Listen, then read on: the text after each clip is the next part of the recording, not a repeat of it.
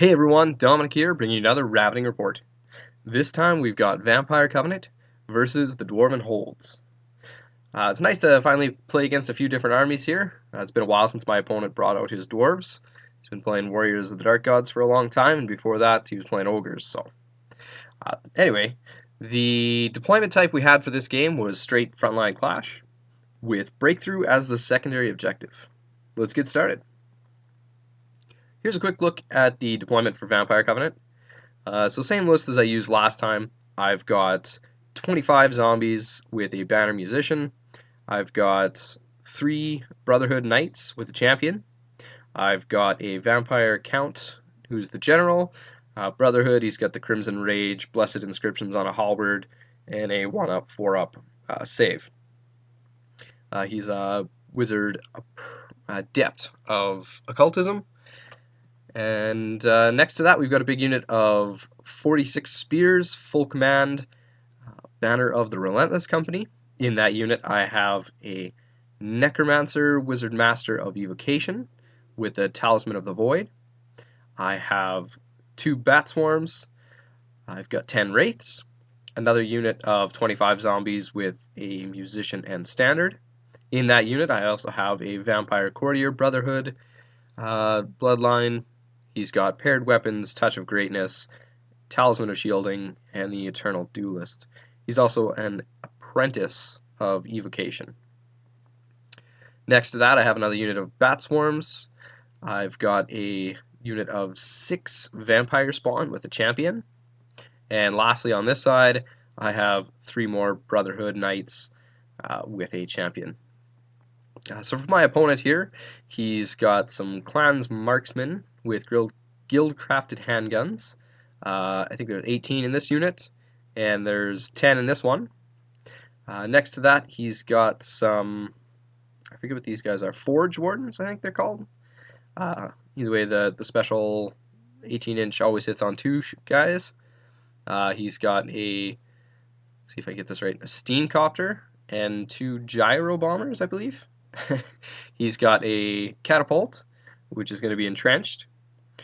Next to that, he has his General, who is an Engineer with a, I think all he had was just a Wormslayer rocket, and maybe like a 1-up save. But next to that, he's got a unit of Greybeards. Behind that, he's got a Grudge Buster. And here, he's got a big unit of, I think there's 25 Deep Watch with his BSB Thane in there. And lastly, he's got some, I forget what these guys are called here, the Monsters Infantry dudes. And I forget what they had for an upgrade, what he chose, but either way, that's what he has. And that's kind of what the table looks like as we get started here. Quickly for terrain, pretty easy. We've got Impassable, a hill, a forest, a hill, and another forest. I had eventually just dropped for second turn, and we start into Dwarven Holds turn 1. So originally he Vanguarded these guys out pretty far, and then I reminded him if you Vanguard turn 1 you can't charge, so he just Vanguarded them less. That's the Vanguard move. For his turn 1, he really doesn't do too much for moving. Basically just these 2 blocks in the center here start moving up. And that's pretty much it. He goes into shooting, fires the catapult, and it misfires first turn. It's fine though. He does, I think he did some shooting here. I actually think I did a pretty good job of keeping him. Let's just go back to this overview here. For range, just because I saw where it was, I actually deployed just back of where he would be. So if he wanted to do any of his shooting, he'd have to move up turn 1. That's why he kind of didn't do, and the only thing he shot was that catapult. So we start turn 2 for, or turn 1, sorry, for Vampire Covenant. So I move up these knights here. I do give him a 12-inch charge on the knights down the hill if he wants to do it, but you know, it's still 12. The rest of my army shifts up pretty fast keep the general in the woods here just for a little bit more cover against this. And I also kept a good bubble here. My plan was in Magic I was going to do a bubble Danse Macabre. So there's just some more moving there. And quick look at my spells that I took for the game as well. In Magic, we get the Hand of Glory off on the General, so now he's got a 3-up Aegis. And that was pretty much it. He stopped the Danse Macabre. Start turn 2 for Dwarven Holds here. Again, he just shifts up those 2 big blocks towards the center of the field. He's keeping range with these guys against my Knights and the Vampire Spawn. He starts slowly moving up that Grudge Buster to support, but other than that, that's pretty much it. He goes into shooting. He starts shooting at these Wraiths here with the, I believe with the Wardens here, the, whatever they're called. Starts shooting off a bunch, shoots the Guild-crafted handguns, shoots off a bunch, and basically then he shoots the catapult. Or no, what was this? I forget what this was shooting.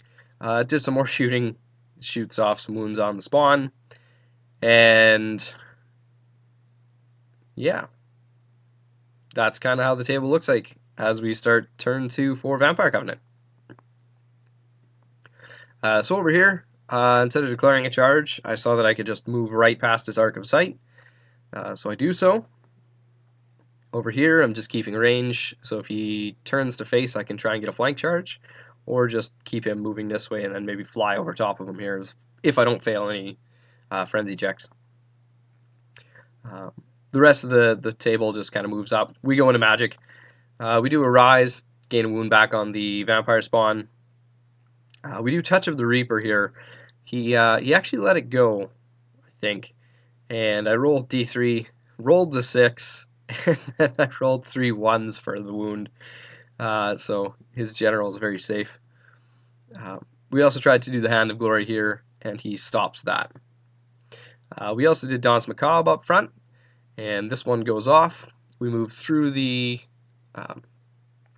Forge Wardens, I think they're called. Kill off a couple there. Looks like we did 3 wounds, and now we're on the other side. But other than that, that's what the table looks like, as we're already into Dwarven Holds, turn 3. So over here, he's going to declare a charge from his Deep Watch into some Bat Swarms, and he's also going to declare a long charge from his Greybeards into the flank of my Brotherhood Knights. These guys make it in, and the other guys fail and shift up like 2 inches.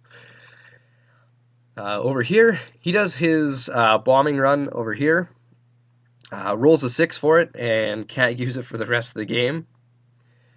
And he decides just to move up a bit, just to get out of my Arc of Sight now instead of turning to face me and taking a flank charge. He just moves up a little bit, gets out of line of sight. So, other than that, that's pretty much all he does for moving. Into shooting, he starts shooting at the Knights here, picks off a wound, and then Tragedy strikes, shoots the catapult at my general, and again, for the second game in a row, the general dies to a catapult shot in 1 turn.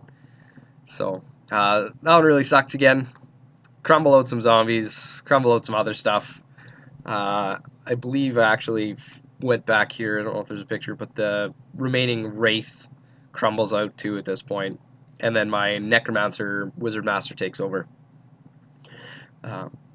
Into combat, he wipes out the Bat Swarms, he just pivots on the spot like so, and that's just how the table looks as we're going to start turn 3 for Vampire Covenant. So here we do a charge into the catapult. We declare a charge in the front of the Greybeards. We declare a charge in the flank of the Greybeards. These Deep Watch, not that I actually want to fight them, but they are out of Arc of Sight anyway, so I declare that long charge over here. And we also declare a charge in the front with the Skeleton block. I also, for whatever reason, decided to charge his shooters here, and he stands and shoots, kills a bunch. These two block units make it in, but unfortunately the vampire spawn really low. The knights also make it in, and that's kind of how the table looks like. These guys fail, of course, and these guys here just continue moving up. They get on top of the hill and are just getting into position to help out charge the rear or whatever they have to do. We go into magic. We try and do Danse Macabre to throw these bat swarms in front of his big block there. He stops it. And then we do a bubble, a rise, and we get a knight back, and skeletons and zombies are just about to max unit size now. We also do Touch of the Reaper. Managed to cause 2 wounds onto the bomber, or onto the gyro, whatever it is. Grudge Buster, that's the one. Cause 2 wounds on the Grudge Buster here, and then we go into combat. We actually started rolling this combat, and I did actually pretty good. The vampire had to challenge out. He did some wounds back to me, but I did like even the skeletons picked up the pace. I think in the end I had done, what was it? Something like 4 wounds in the challenge for max, and I think I killed an additional 6 guys. Surprisingly, he killed a bunch, but I was winning. Right before we did anything else, though, he remembered. We kind of backtracked, because this unit actually has the banner that reduces my advance rate. So we go back, and with the numbers, because it was still pretty fresh, this unit had rolled just enough to make it in, so we put them back. And instead of redoing the magic phase and redoing everything, he let me have my magic phase as it was, and just has that failed charge. So I got the benefit of the bubble arise up here, but other than that, that's kind of how it was. So we refight this combat this time. He wins this time, but not by much, and I hardly crumble. And kill the unit champion in the challenge still. And that's kind of how things are looking. Over here, we kill the...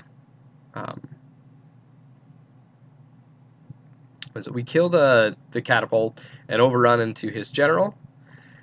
And that's pretty much it. Turn 4 for Dwarven Holds. So now he goes into the flank here with his Deep Watch into the zombies, and he also goes into the front of the zombies with the Grudge Buster.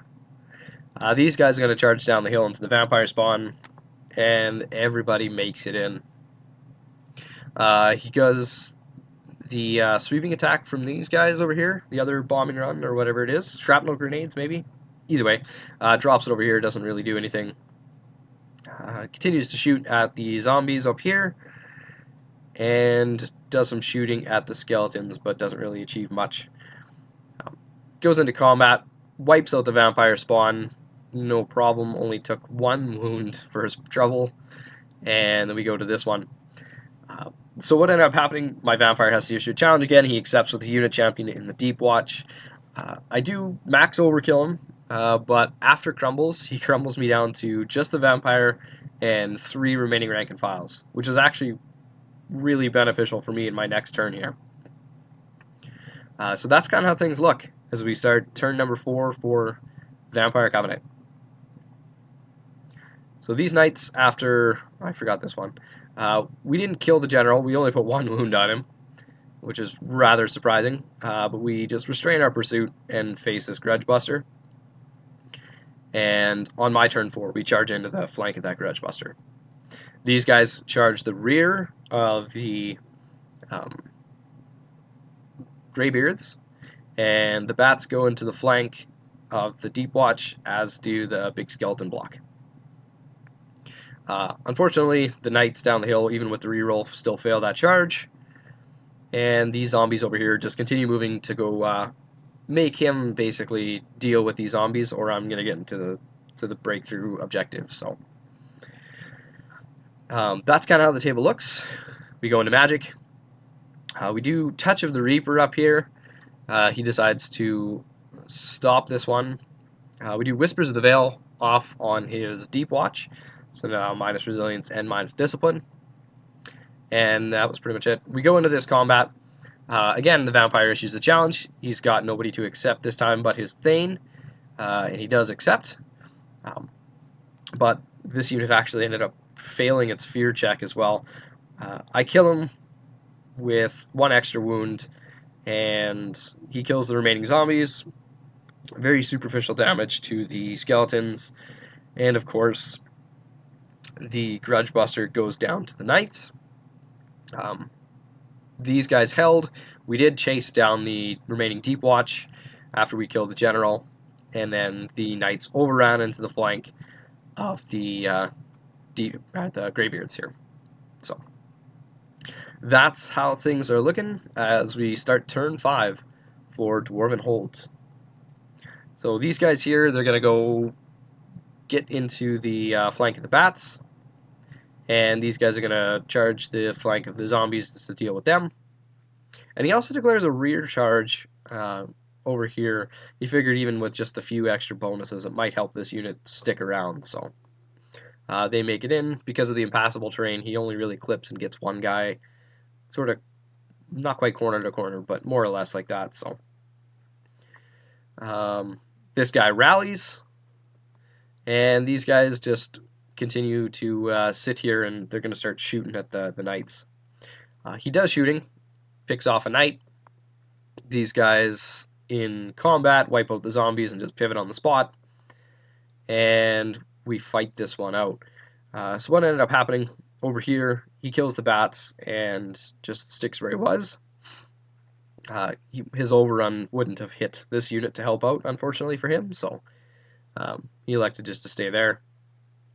And then what happened over here is we do a bunch of damage. He breaks, and I restrain my pursuit from the knights into these gunners back here.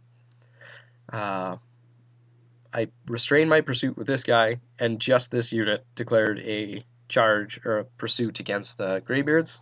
They roll about a 4, and I roll, I think, 2 or 3. So he gets away, and now we're just messing with my next turn plan. But it is what it is. So this is how things will look as we're going to start turn 5 for Vampire Covenant. So to start, these knights here are going to charge down the hill into the flank of those monstrous infantry guys, whose name eludes me. Over here, the vampire had reformed. He's going to charge these fleeing dwarves, and they're going to continue to flee. Up here, we declared a charge from these knights. I think we did. We got to remember this order. We declared a charge from these knights into these guys, who fled to about here, further messing up my plans. So it forced me to do a redirect, actually. They passed the redirect. This unit charges these guys out of the way, and then these guys redirect into here. So at the end of it, these guys get out of the way, that charge comes in, that charge comes in, and because these guys are going to be over here, we can just go past and clip the edge of these guys, and they're going to be caught. That's how that looks. This guy, he didn't flee very far over here, so I elected to just go after him. Didn't roll high enough and failed. We go into magic. We get his wound back, and we try and do Touch of the Reaper over here. I can't remember if we got this one through or not. I may have just rolled really bad again, and he sticks around. I think that's what actually happened. I rolled the hits, only caused 1. It didn't wound him again. So we go into this combat. I do win, but he's steadfast because he has a rank. I don't. He sticks around, and that's kind of what the table looks like as we go into final turn 6 for Dwarven Holds. So pretty much he's just going to start moving these guys around to close in. He rallies over here. I think this guy is good to... Yeah, this guy had rallied previously. Yeah, and he just moves in to start doing some shooting over here. And in the shooting, he does kill off that vampire. And in combat, actually, he actually wins because I whiff and he passes the armor saves that I did manage to get through. But what ended up happening is the knights up front died out after losing, and he reforms on the spot to face the flank. In Vampire Covenant turn 6, there's not a lot that happens. We go straight into Magic. Actually, there was something. These guys reformed on the spot to face kind of this way in my turn. We go into Magic, and we move him into the deployment zone with Danse Macabre. That's pretty much it. He fights this one out, and it's a complete pillow fight over here now. That's where things kind of end the game there. So we do up the points at the end of the game. It was really close. He did have the points edge, but just that last Van Hound's Danse Macabre, we get into the deployment zone to grab the secondary. So the 11-10 win for Vampire Covenant. It's a really fun game, really close. Unfortunately, we had to do a little bit of backtracking there, but even with the backtracking, things still went fairly smoothly. So always fun when you can not have to argue about a game like that. Either way. Hope you guys enjoy these battles. Stay tuned for the next one.